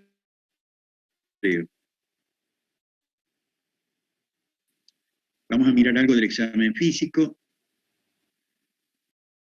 Yo les traje esto, es probable que este enfermo haya tenido o no los signos de Cullen y de Gray-Turner, que es la acumulación de hematomas en los flancos, y se acuerdan que ahí mostraba en el cuadrito de la explicación de la fisiopatología de la pancreatitis por qué se producen estos signos, ¿sí?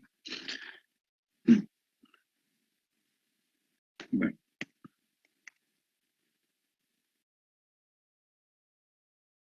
En la radiología podemos observar un derrame pleural del lado izquierdo. Y en la directa de abdomen, distensión de asas intestinales con el asa centinela. Esto es bastante característico. No se observan calcificaciones, este episodio es un episodio agudo, y lo que refirió la hija, es que el paciente solía tener dolores, pero en el hipocondrio derecho. Estos cuadros dolorosos, probablemente, si uno interroga cómo era ese dolor, probablemente le diga que era un dolor diferente, que era un dolor cólico, que comenzaba después de ingestas, de colecistoquinéticos, grasas, fritos, y que iba aumentando en intensidad de tipo cólico y que después disminuía, es decir, cólicos biliares. Cólicos biliares, una vesícula que se contrae y que produce el dolor cólico, y que en una de ellas expulsó una piedrita que atravesó el colédoco y quedó ahí impactado, como habíamos visto, y ahí está produciendo entonces el descarriamiento enzimático y la producción de una pancreatitis aguda. Acá se observa la lesión en el páncreas, hay lesión peripancreática. Bueno, esto corresponde a un grado bastante avanzado de acuerdo a la clasificación de Baltasar. Mayor del 50% de afectación. Miren, esto correlaciónenlo, estas imágenes, con las que después ustedes lo tienen en la plataforma, correlacionen con las imágenes tomográficas A, B, C, D, y de ahí pueden sacar, digamos, la gravedad de acuerdo a la clasificación de Baltasar. Esto es grave. En el laboratorio vamos a tener el aumento de la lipasa, el hematocrito elevado, leucocitosis, tenemos una glucemia elevada, la urea no me dice, triglicéridos aumentados, la calcemia baja, la albúmina algo, no está tan descendida en un primer momento, porque después la albúmina desciende. Gases sanguíneos y cultivos se solicitan en un primer momento, los gases se van a alterar, puede aparecer una insuficiencia respiratoria con hipoxemia, puede haber infección de la glándula y hacer bacteriemia. Y bueno, en la ecografía también se puede ver el aumento del páncreas, Se ve la vena porta, la cava, la aorta y el páncreas, lo que veíamos recién.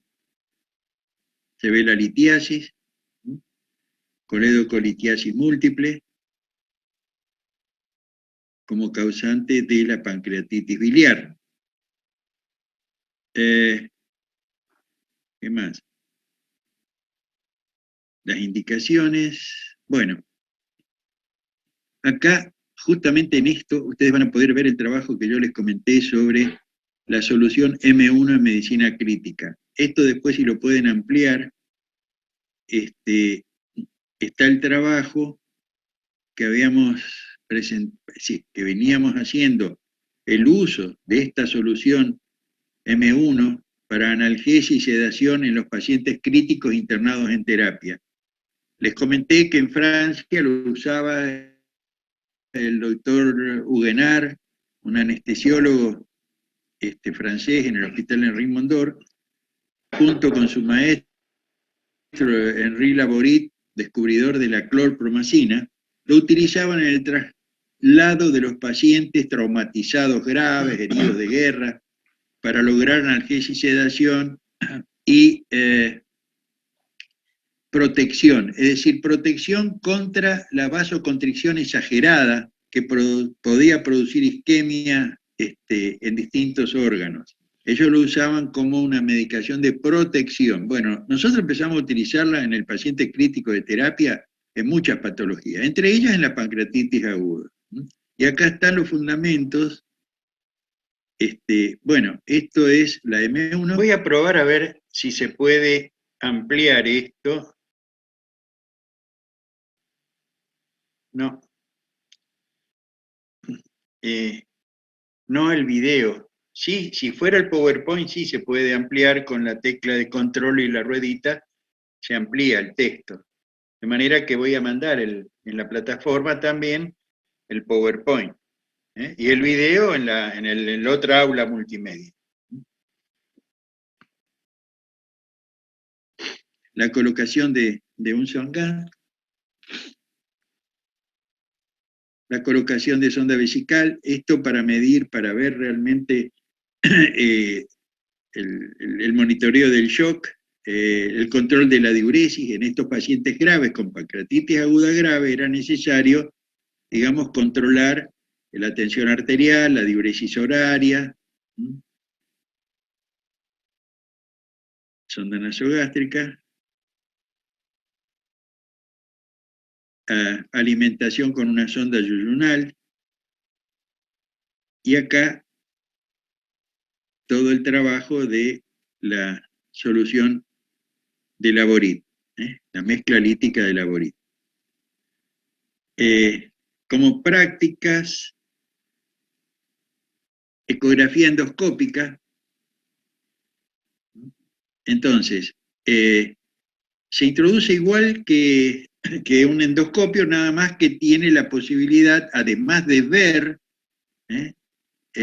con un traductor de ultrasonido, poder ver qué hay más allá de la pared. Esto también lo habíamos mencionado en el esófago. La ecoendografía esofágica y la ecografía endoscópica gástrica, gastroduodenal.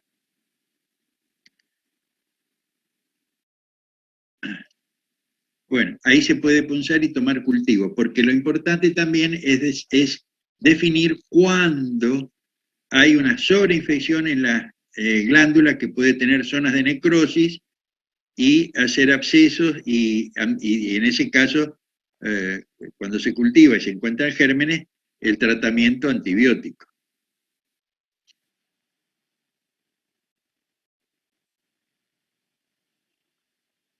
Entonces, tipo de pancreatitis. Una pancreatitis edematosa o intersticial es el 80% de las pancreatitis. En general está limitada a la cabeza del páncreas, tiene un cuadro inflamatorio intersticial difuso, hay congestión vascular, hay infiltración leucocitaria, pero suele haber una restitución completa. Pero hay otros tipos de pancreatitis, la famosa pancreatitis necrohemorrágica, que es el 20% de las pancreatitis, tiene una mortalidad bastante alta, del 30%, aparecen zonas nodulares en los espacios interlobulares, hay estratificación de la necrosis según su extensión, inferior al 30%, del 30 al 50% y más del 50% de la totalidad del páncreas. Esto es lo que vimos en la tomografía que mostramos recién, que decía mayor al 50%, que eran las zonas necróticas observadas en la tomografía. Bueno, acá está, lo que decíamos, Baltasar A, B, C y D, los criterios de Ranson, lo que habíamos visto anteriormente, al llegar a urgencia y a las 48 horas,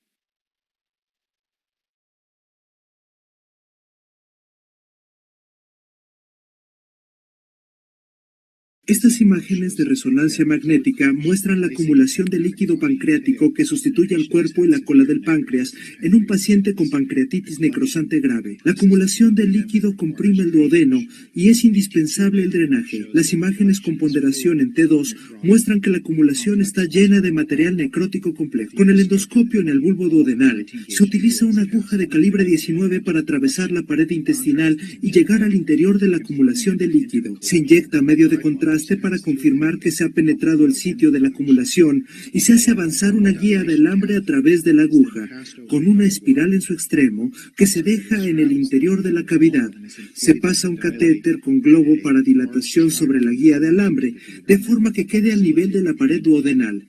El globo se infla para dilatar un trayecto largo de la acumulación de líquido al duodeno y facilitar el drenaje. Se coloca una endoprótesis de calibre 10 French que comunica la acumulación de líquido con la luz del duodeno y también una sonda para drenaje nasopancreático. Una vez que se ha creado el trayecto entre la acumulación de líquido y el duodeno, puede realizarse la necrocetomía endoscópica. En este ejemplo se introduce un endoscopio por el bulbo duodenal hasta llegar al material necrótico. Se extirpan porciones del páncreas necrosado y los fragmentos se llevan al estómago. El desbridamiento acelera la resolución de la acumulación de líquido y disminuye el riesgo de septicemia. Puede ser necesario repetir el procedimiento hasta lograr el desbridamiento completo. Las endoprótesis se retirarán después de que la CT o la resonancia magnética muestren la resolución completa de la cavidad. Cuando se logre el desbridamiento completo, se observará tejido de granulación sobre las paredes de la misma. Es decir, que este procedimiento de necrosectomía pancreática se realiza con procedimientos endoscópicos.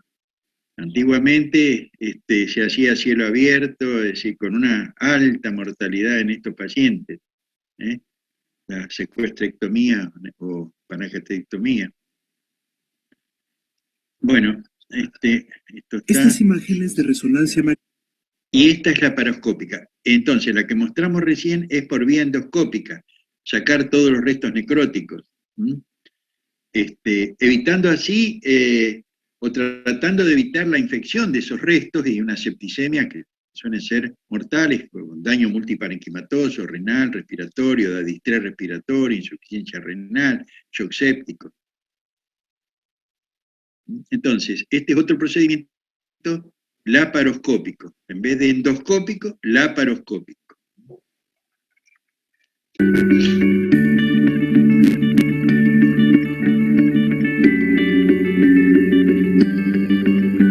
Es decir, se hacen clásicamente se atraviesa la pared abdominal con el tubito, el famoso triángulo, ¿no? 3 endoscopios, todo el instrumental, a través de la pared abdominal. Es decir, cirugía laparoscópica. Ahí está en una celdilla cómo se extraen los restos necróticos, en una celdilla que se retira por uno de los orificios labrados en el abdomen. Necrosectomía endoscópica.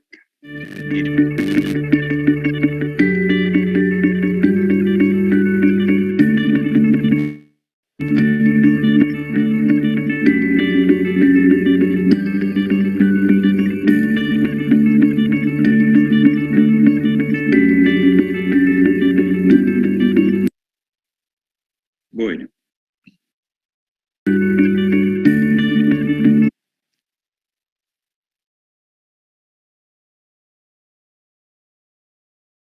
Paciente masculino de 60 años derivado de pancreatitis aguda grave. Evoluciona con falla orgánica rápidamente progresiva, insuficiencia respiratoria. Espere, voy a irme un poquito más atrás. Con requerimiento de ventilación mecánica, soporte vasoactivo y diálisis. Así, insuficiencia renal, insuficiencia respiratoria, shock.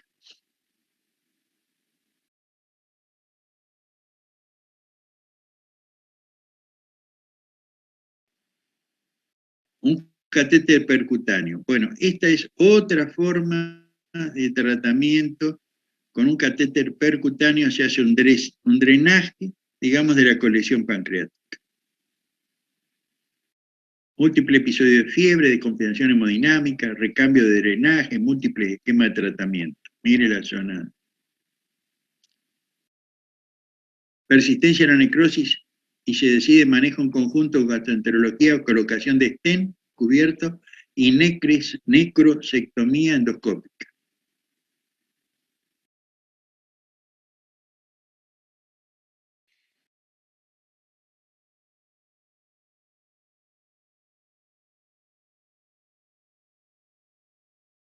Drenajes percutáneos.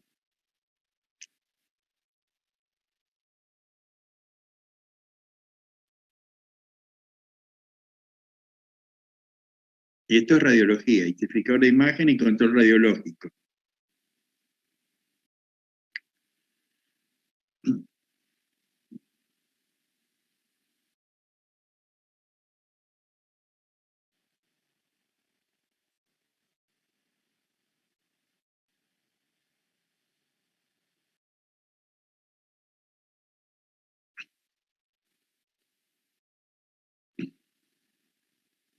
Entonces, todas estas técnicas han permitido mejorar el pronóstico de las pancreatitis agudas graves necromorrágicas. Esto es del Hospital Italiano de Buenos Aires, este video.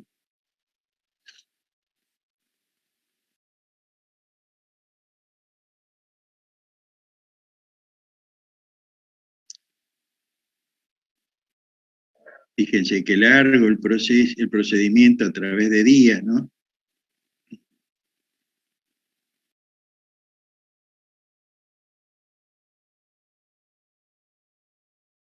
Continuos lavados y extracción de material necrótico.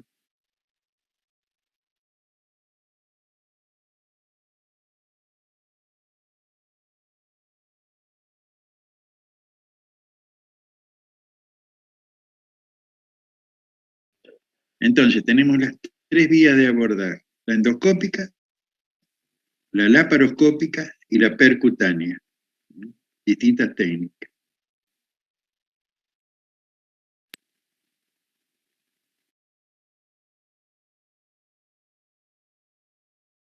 Y esto también es posible por las terapias intensivas, el apoyo respiratorio, la diálisis, el manejo hemodinámico. Los pacientes se morían, antes de las terapias se morían todos, prácticamente 90% de mortalidad. Disminución del tamaño de la necrosis infectada.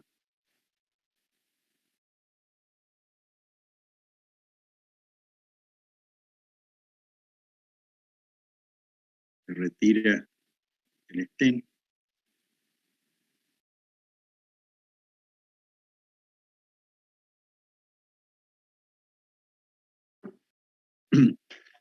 Colección Dice, colección peripancreática, drenaje guiado por ultrasonido endoscópico con stent de aposición. Esto es una colección alrededor del páncreas, peripancreática.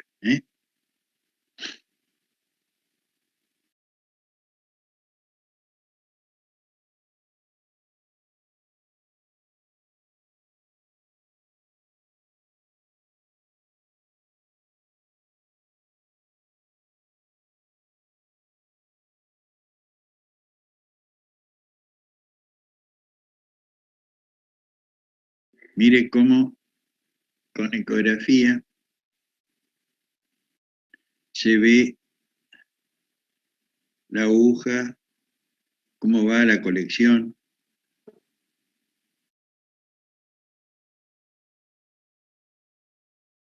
Es decir, para colocación del stent, ¿no? Y ahí cómo se drena la colección. Pus.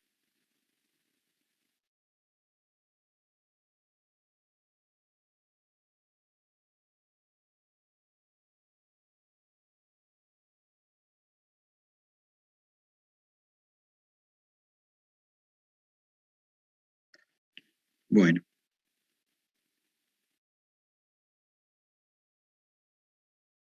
Bien, dejamos de compartir. Tenía un cachito Doctor, más para mostrar, pero... Sí, lo escucho.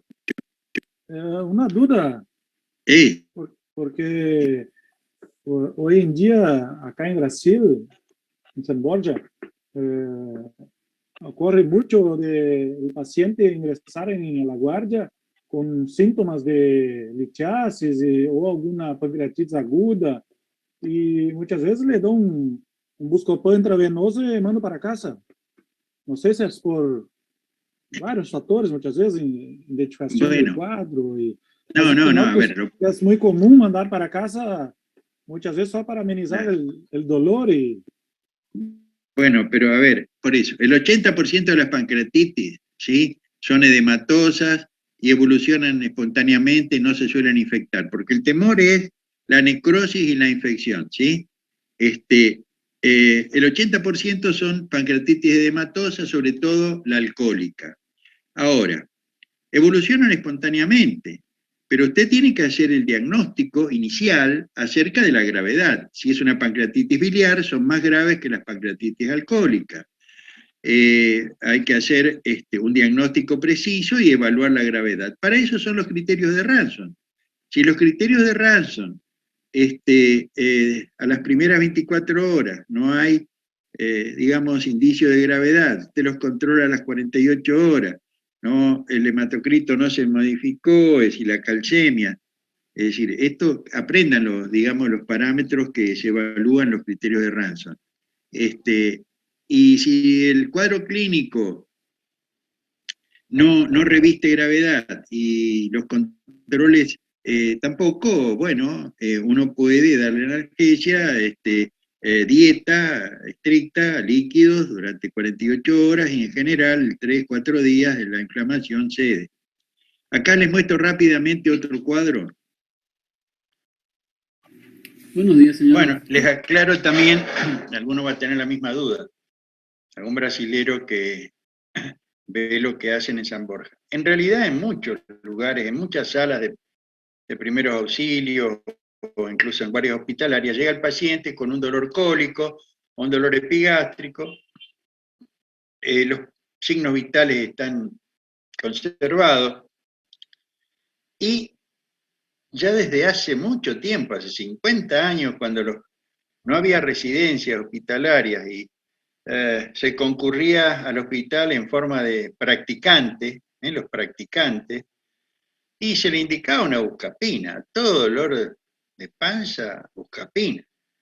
Si el enfermo, digamos, calmaba el dolor y la patología era un cólico biliar que cedía, o una inflamación transitoria del páncreas que cedía, y el paciente iba a su casa y no volvía al hospital. Ahora, si después de varias horas o al día siguiente el cuadro persistía, entonces concurrían y ahí se lo, digamos, examinaba mejor. Pero es una práctica bastante difundida el hecho de calmar el dolor y no tener, digamos, un diagnóstico preciso de gravedad inicial, a menos que en San Borja y los médicos que hacen guardia sean médicos experimentados que, digamos, tienen ya el ojo clínico, es decir, saben que la patología, de qué se trata, y bueno, y proceden de esa manera. Pero ya les digo, lo conveniente es hacer un diagnóstico preciso acerca de la causa del dolor, ¿sí? Y haciendo el diagnóstico etiológico, evaluar la potencial gravedad. Bien, acá rápidamente vamos a ver si tenemos tiempo de ver este caso. ¿Cómo es su nombre? Me llamo María. Dígame, María, ¿cuál fue el motivo de su internación? Me derivaron de Virasoro me dijeron que tenía obstrucción intestinal. ¿Y qué sintió usted para ir a la consulta? Y bueno, y allá en Virasoro fui porque me dolía mucho el estómago y tenía muchos vómitos. ¿Y cómo eran esos vómitos? Los primeros, cuando recién empezó, tenían comida y después se fueron haciendo más, de un color más oscuro. Y aparte del dolor y los vómitos, ¿sintió otra molestia? Y tenía hinchada la panza y me hacía mucho ruido. Y tampoco podía ir de cuerpo y tenía muchos gases. ¿Sintió o tuvo algún episodio similar a este en otra oportunidad? Igual a este no, pero el año pasado, hace un año más o menos, me operé de vesícula y me colocaron un stent. La noto un poco delgada. ¿Siente que ha perdido peso en este último tiempo? Y después de la cirugía tuve que hacer un cambio en la alimentación y hasta hoy perdí alrededor de 14 kilos más o menos. Bueno, María, vamos a examinarla ahora. Bueno, entonces, vómito alimentario y adelgazamiento, ¿sí? Bueno, tenemos que ir pensando en diagnósticos diferenciales. El marcapaso del estómago está en el fondo.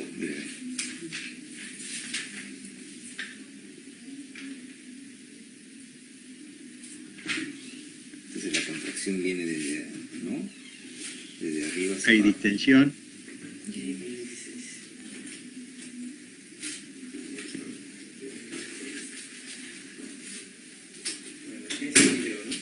Esta era a la inspección. Se observan contracciones. La zona, lástima que no puedo o no tengo video de la maniobra y el ruido. La ocultación. Se le hace una radiografía de abdomen. Miren. ¿Qué piensan? Mucho ar. Claro, acá es el diafragma, ¿sí?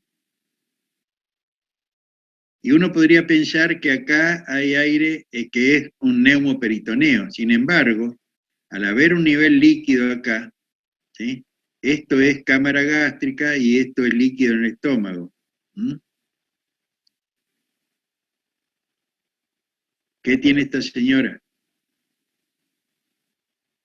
Rápido. Estómago en palangana. El líquido de contraste ingerido. A ver ustedes, Gervasoni, Toronecki, Bolino. Rápido. ¿A qué puede corresponder hasta ahora con todo lo que hemos visto, lo que refirió la señora? Síndrome pilórico, puede ser, profe.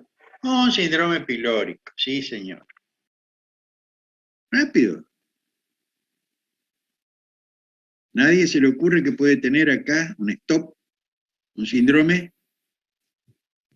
Pip, pip, pip, pip, pip. ¿Síndrome? Pilórico. Ah, bueno, síndrome pilórico. La otra comisión tuve que ayudarlo mucho. Sí. Entonces, práctica. Le hicieron una gastroenteroanastomosis. ¿Mm? Y acá está. Esto no se lo muestro, no tenemos más tiempo, lo ven ustedes después.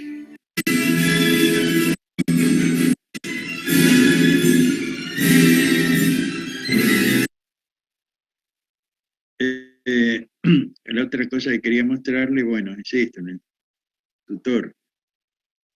Las complicaciones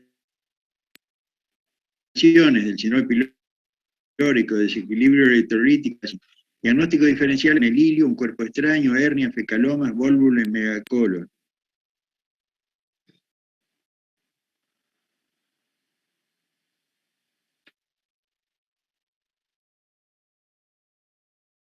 La etiología, una úlcera de imágenes prácticas sin sonda nasogástrica, hidratación, el tratamiento, cirugía, gastroenteroanastomosis. Y en la evolución, a ver si hay algo en la evolución. Sí. Se le intervino, gastroenteroanastomosis, enteroanastomosis. Bueno, este caso lo dejo yo en la plataforma, perdón, en el aula donde están todos estos videos de las clases, los casos clínicos, y todos lo pueden repasar. Bueno, siendo las 8:05, los dejo, les muestro una vez más el librito.